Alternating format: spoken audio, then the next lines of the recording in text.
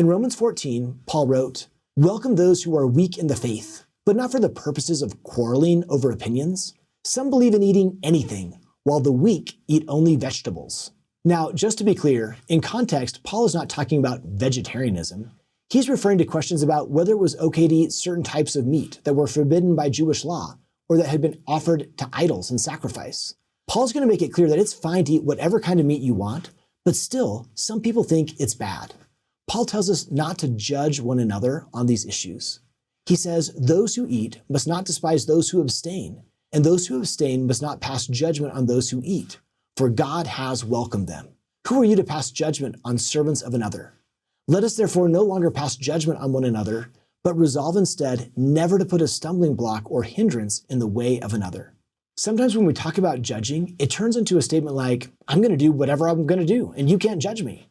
It's true that we shouldn't judge. Paul also teaches another important side of the coin, one that we sometimes skip. What if someone is judging you for something that you're doing, but the thing you're doing isn't actually wrong? Should you flaunt it in their face and say, "I can do it anyways"? For example, consider drinking Coke. Imagine that you grew up in a home where drinking Coke was one step away from vodka. When you go home for Thanksgiving, is it okay for you to drink a Coke in front of your mom and dad? Technically, you're not breaking any laws. But notice what Paul says. If your brother or sister is being injured by what you eat, you are no longer walking in love. Is it okay for you to drink a Coke? Sure. But why are you hurting others? Paul continues, "Do not let what you eat or drink or wear cause the ruin of one for whom Christ died. Do not for the sake of food destroy the work of God. Everything is indeed clean. It is good not to eat meat or do anything that makes your brother or sister stumble." In other words, in this context, it's totally fine to eat the meat, but it's wrong for you to make others fall by what you eat. This is an important principle to include in a discussion about judgment.